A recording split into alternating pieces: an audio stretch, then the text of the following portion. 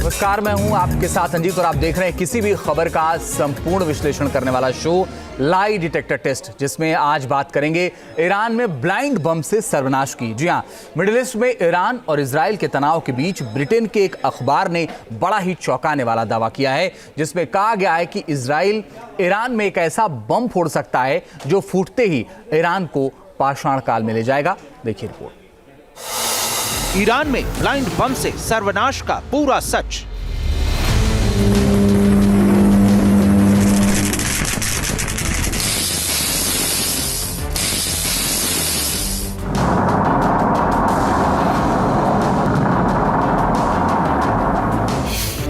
Khamenei का atom bomb fuse हो जाएगा।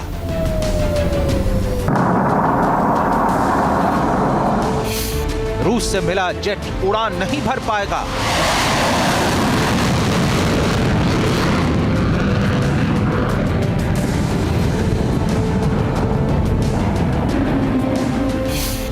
मिसाइल साइलो का कोड जैम हो जाएगा।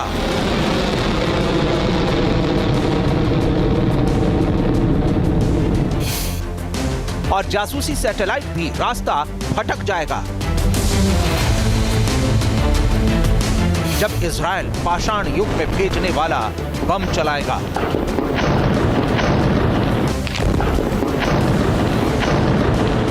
जी हां, दावा किया जा रहा है कि ईरान से बदला लेने के लिए इजराइल एक ऐसा बम फोड़ सकता है जो तेहरान को 200 साल पीछे ले जाएगा। दावा किया जा रहा है कि आज तक दुनिया में इस बम का इस्तेमाल नहीं किया गया।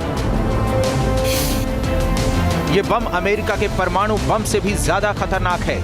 ये बम नॉर्थ कोरिया के हाइड्रोजन बम से भी ज्यादा विनाशकारी है।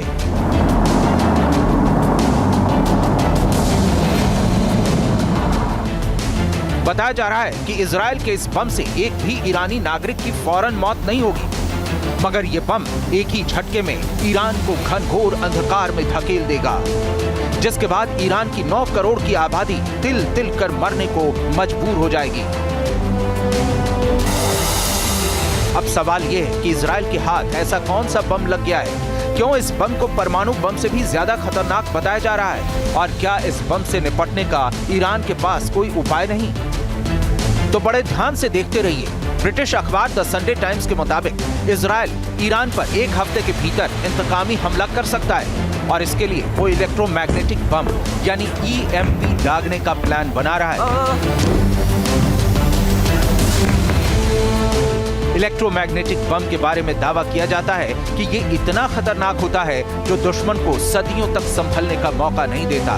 एक उदाहरण के तौर पर जब 6 अगस्त 1945 को अमेरिका ने जापान के हिरोशिमा शहर पर एटम बम गिराया था, तो उस शहर को फिर से खड़ा करने में करीब 50 साल का वक्त लग गया। मतलब परमाणु बम भी किसी शहर को सिर्फ 100 साल के लिए बर्बाद करता है, मगर इलेक्ट्रोमैग्नेटिक बम 200 साल तक संभलने का मौका नहीं देगा।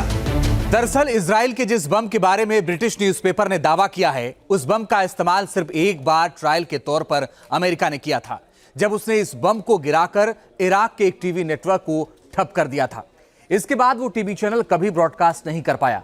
बम के नुकसान को देखते हुए अमेरिका ने फिर कभी भी इस बम का इस्तेमाल नहीं किया।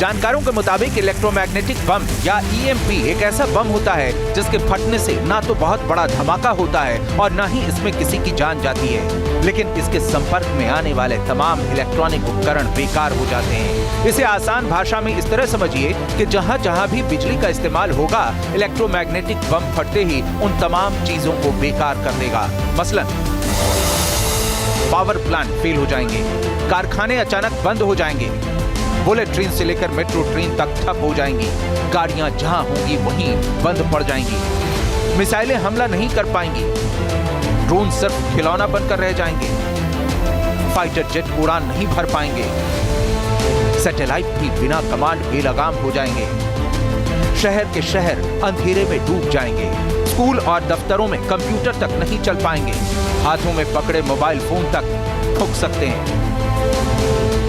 सोच कर देखिए, अगर सिर्फ 1 घंटे के लिए भी ये सब ठप हो जाए तो कोई देश किस तरह घुटनों पर आ सकता है। मगर इलेक्ट्रोमैग्नेटिक बम का असर सिर्फ 1 घंटे तक नहीं रहता, बल्कि दावा किया जाता है कि इसका नुकसान स्थायी होता है। यानी अगर एक बार इसने बिजली बनाने के प्लांट को खराब कर दिया तो फिर उसे बिना उपकरण बदले दोबारा शुरू नहीं किया जा सकता है, और ऐसा होने में महीनों या सालों का वक्त लग सकता है। जानकारों के मुताबिक इलेक्ट्रोमैग्नेटिक बम जमीन पर फटते ही इससे रेडिएशन निकलती है। ये इलेक्ट्रोमैग्नेटिक रेडिएशन इतनी तेजी से फैलती है कि इसके दायरे में आने वाले तमाम गैजेट्स को ये बेकार कर देती है। दावा है कि इसका रेडिएशन 1 नैनोसेकंड से भी 1000 गुना तेजी से फैलता है। माना जाता है कि जब अमेरिका ने इस बम का आविष्कार किया था तो इसका मकसद दुश्मन के हथियारों को बेकार करना था। यानी इसका इस्तेमाल दुश्मन के हथियार डिपो या मिसाइल साइलो और फाइटर जेट हैंगर्स की जगह पर किया जाना था।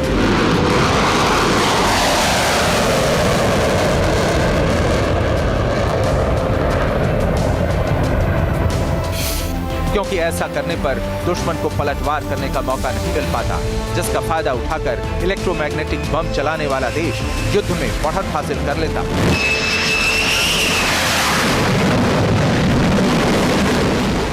मगर जब वैज्ञानिकों ने इस बम के दुरुपयोग के बारे में डेटा इकट्ठा किया तो पाया कि इस बम का असर सोच से भी ज्यादा भयानक हो सकता है। अब सवाल यह है कि जब इलेक्ट्रोमैग्नेटिक बम इतना खतरनाक है तो फिर इजराइल इसका इस्तेमाल करने के बारे में क्यों सोच रहा है? तो इसकी वजह है कि इजराइल के वजूद पर पैदा हुआ संकट। दरअसल पिछले 1 दशक में ईरान न केवल बहुत बड़ी मिसाइल और ड्रोन पावर बनकर उभरा है, बल्कि उस पर न्यूक्लियर बम बनाने का भी शक है। ऐसे में जिस तरह ईरान के मिसाइल हमले के बाद इजराइल से तनाव बढ़ा है, उससे यह तय है कि इजराइल ईरान को तबाह के बिना मानेगा नहीं। ईरान पर इलेक्ट्रोमैग्नेटिक बम से हमले की रिपोर्ट इसलिए भी सही लगती है क्योंकि इजराइल के रक्षा मंत्री योव गैलेंट पहले ही साफ कर चुके हैं कि मिडिल ईस्ट में ईरान और इजराइल एक साथ नहीं रह सकते हैं। दोनों में से कोई एक ही अब मिडिल ईस्ट में रह सकता है। וכמו שעשינו עד עכשיו במלחמה בכל הגזרות האחרות. ईरान के खिलाफ इजरायली हमला घातक, सटीक और आश्चर्यजनक होगा। उन्हें समझ नहीं आएगा कि आखिर हो क्या रहा है। वो केवल जवाबी हमले का परिणाम देखेंगे। इजराइल को नुकसान पहुंचाने वालों को कीमत चुकानी ही होगी।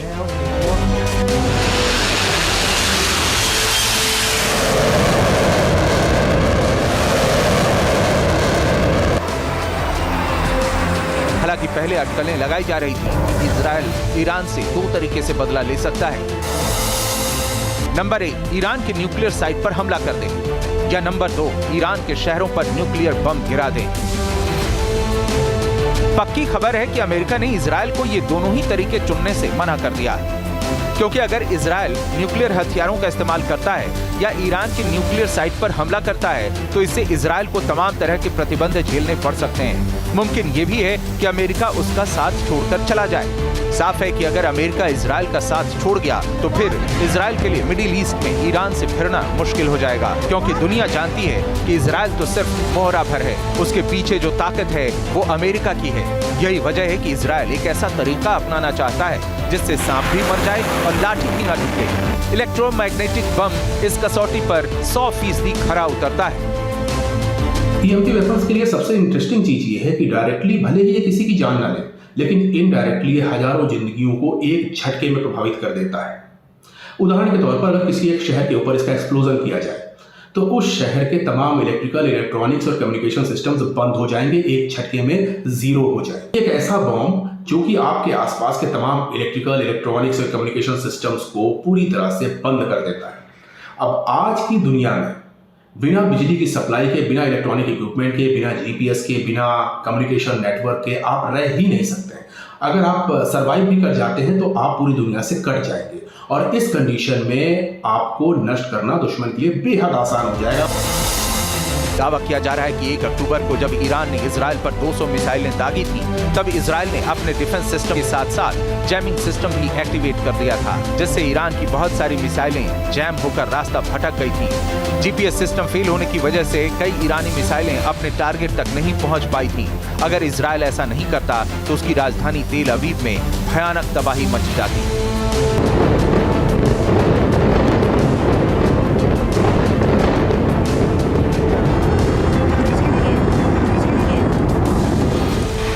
जानकारी के मुताबिक बदले की आग में जल रहा इजराइल ईरान पर 2 तरफा हमला करने के प्लान बना रहा है।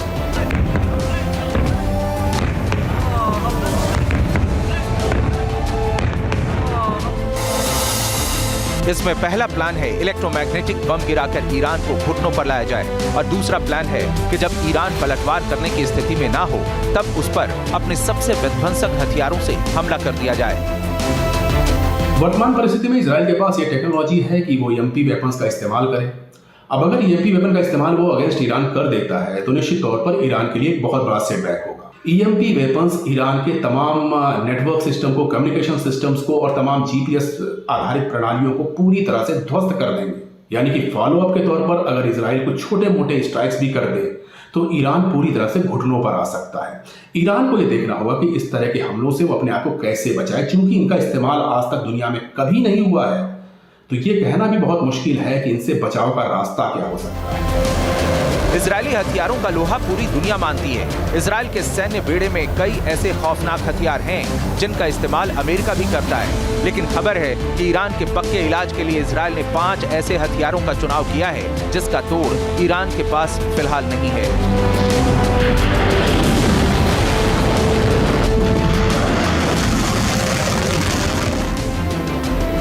इसमें इजराइल का पहला हथियार है जेरिको 3 मिसाइल।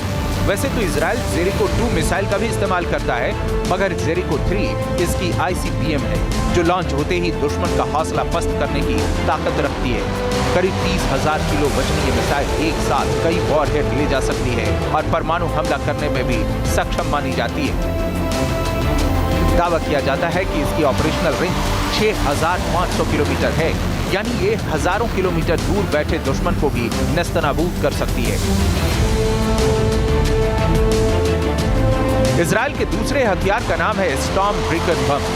बताते हैं कि ये बम इजराइल ने खास तौर पर ईरान के लिए ही बनाया है। दावा किया जाता है कि जब इस बम का इस्तेमाल किया जाता है तो बवंडर उठा देता है। इसके फटते ही जमीन से धूल का इतना गुबार पैदा होता है जो एक बड़े इलाके को पूरी तरह ढक लेता है। आमतौर पर इसका इस्तेमाल बंकर तोड़ने के लिए किया जाता है। GPS सिस्टम से लैस होने की वजह से ये खुद अपना टारगेट तलाश लेता है। माना जा रहा है कि ईरान पर EMP बम दागने के बाद इजराइल दूसरा हमला स्टॉर्म ब्रेकर बम से ही करेगा।